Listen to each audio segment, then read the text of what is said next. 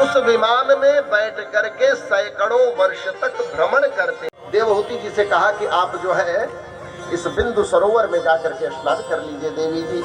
और जब आए करदम महाराज जी चले गए तपस्या करने के लिए। कपिल महाराज जी ने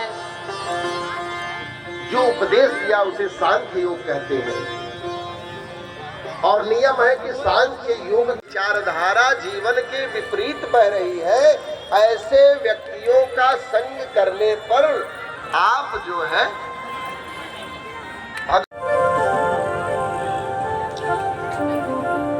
उस विमान में। अच्छा, पुष्पक विमान की विशेषता थी कि कितनी भी संख्या बैठ जाए एक सीट खाली रहेगी।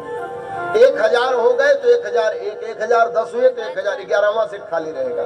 10,000 हो गए तो 10,000 एक सीट खाली रहे। तभी तो पूरी बानरी सेना उस पुष्पक विमान में बैठ करके भगवान के धाम अयोध्या आ गई। यदि इतना स्पेस नहीं होता तो नहीं आ सकते थे। तो कामद विमान में 9 कन्याएं हुई देवहूति और करदम जी के प्रभाव से। कला, अनुसुईया, श्रद्धा, हविर्भू, गति, क्रिया, ख्याति, अरुंधति और शांता, ये 9 कन्याएं हुई। इन 9 कन्याओं का बाद में विवाह ब्रह्मा जी के 9 पुत्रों से हुआ। मरीच, अत्रि, अंगिरा, पुलह, पुलत्स, क्रतु, भृगु, वशिष्ठ, दक्ष और अथर्वा। अथर्वा जी थे, नारद जी तो नैष्ठिक ब्रह्मचारी हो गए। तो इस प्रकार जब वो जाने लगे फिर तो कहा महाराज ये वचन आपने दिया था, आपको दिया था भगवान ने कि मैं स्वयं गली से लेकर दिल्ली तक, शाम से लेकर संसद तक, हर समस्या हर खबर आज लेकर आया है आपके लिए आपका अपना चैनल न्यूज मिरर, खबरों की सच्चाई का आईना। अत्यंतो परतिर्यत्र, तो निवृत्ति हो जाने से दुख नहीं चला जाता।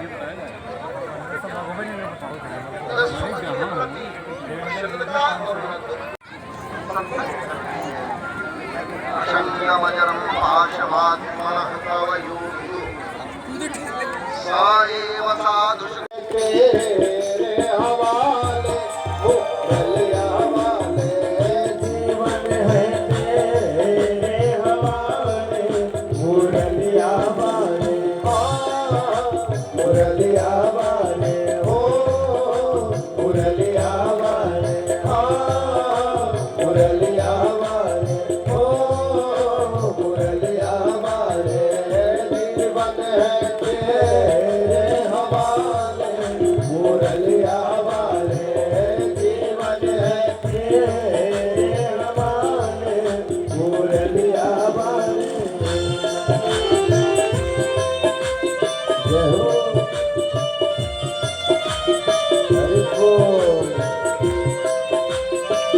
माननीय श्री कमलेश शुक्ला जी,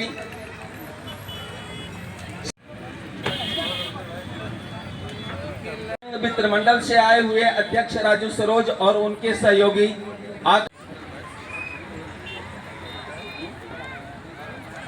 जिन अतिथियों का सत्कार हो चुका है कृपया वे अपना स्थान ग्रहण करें। इसी क्रम में दुर्गा वाहिनी के सदस्यों को आवाहन कर और आपको थाली यहाँ से दी जाएगी और थाली को आप आरती की थाली को पीछे भी माताओं के बीच में बढ़ाते जाएं, क्योंकि माता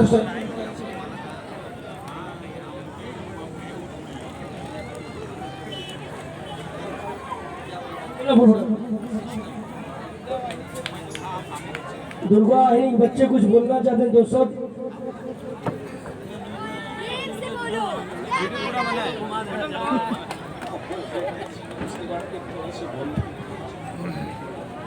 प्रेम से बोलो। सर्वप्रथम मैं यहाँ व्यासपीठ तथा वहाँ पे उपस्थित हमारे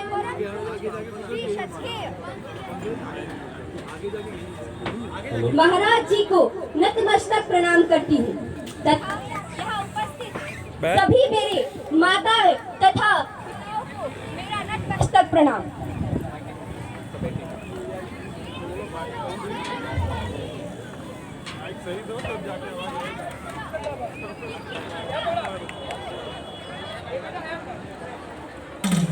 कि किस प्रकार हमने राधे राधे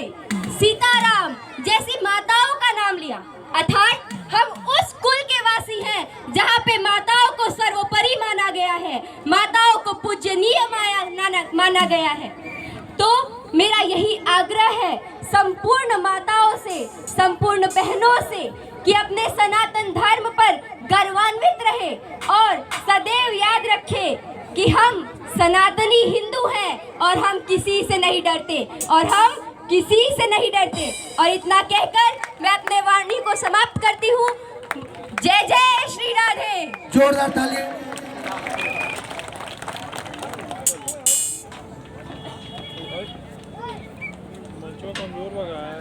श्री राधे।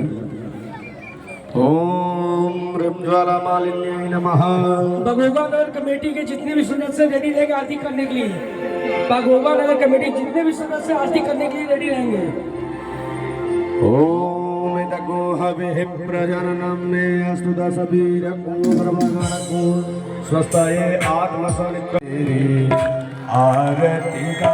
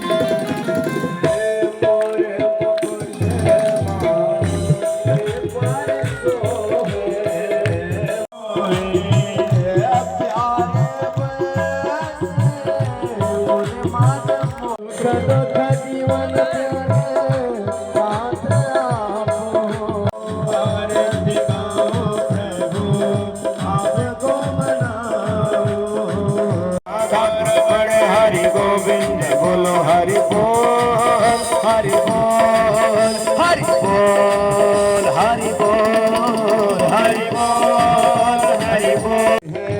गंगा प्यारे चरणों से दिखे उन चरणों में सर्वे संतो निरामया। हरे हरे हरे कृष्णा कृष्णा हरे हरे हरे राम राम राम।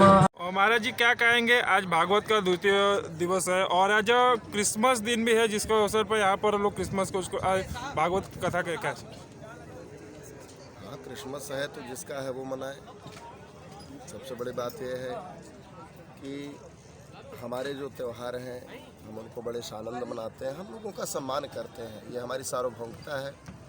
सर्वे भवन्तु सुखिनः सर्वे सन्तु निरामयः। ये तो हमारा प्राचीन पद्धति है, प्राचीन विशेषता है। सार्वभौमिक विश्व के कल्याण की कामना हमारे यहाँ से उत्पन्न होती है, तो इसमें कोई संदेह नहीं है। ठीक है, सबके अपने अपने त्यौहार हैं और हम इतना ही जानते हैं कि जो हमारे साथ होगा तभी हम उसके साथ होंगे। हम अपनी परंपराओं को आगे बढ़ाने का काम करेंगे। हमें किसी से बैर नहीं है, लेकिन हम ये चाहते हैं कि हम अपनी परंपराओं से जुड़े रहें। पाश्चात्य के विषयों के साथ रह कर के हम अपने आप को भूल जाते हैं। जिस प्रकार कोई मेकअप करे और मेकअप करते करते अपने वास्तविक स्वरूप को भूल जाए, वही हाल हमारे समाज का हो गया है कि हम मेकअप करते करते दूसरे लोगों के त्योहारों को, विचारों को ग्रहण करते करते स्वयं के विचारों को भूल गए। आज पाश्चात्य में ही भारतीय सभ्यता संस्कृति का कितना आदर, कितना सम्मान और किस प्रकार से उसको बढ़ाया जा रहा है, ये हम सब देख रहे हैं। तो हमारा निवेदन है कि हम सब अपनी परंपरा और पद्धति से आगे बढ़ें। किसी और से हमारा कोई लेना देना नहीं है। हम अपने प्रतीकों, अपने चिन्हों, अपनी परंपराओं के साथ अपने और अपने समाज को आगे बढ़ाने का प्रयास कर रहे हैं और करते रहेंगे।